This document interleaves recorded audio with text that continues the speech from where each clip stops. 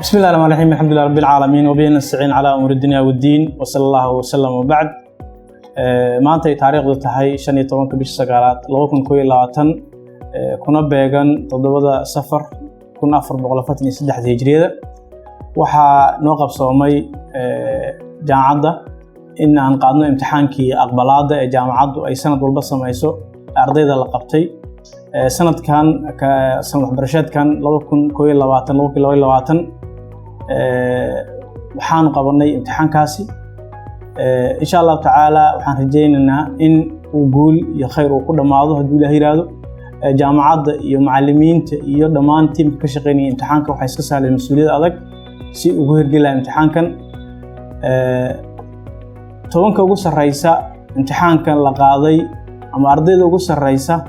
طبعاً كوجس الرئيسة جامعات وحيس سنة ضربة وحبرش فريئة سيادرات ضمان وحن اسكس عرنا يحل جونية وفنانت iyo in aanu adkayno imtixaanka qaadidiisa waxaan rajaynaynaa ubadka Soomaaliyeed guul iyo horumar iyo baraare iyo insha Allah taala waxaan rajaynaynaa inuu dhamaan waxaan rajaynaynaa horumar iyo guul wacan aad baad u mahadsantihiin. Assalaamu alaykum wa rahmatullahi wa barakatuh.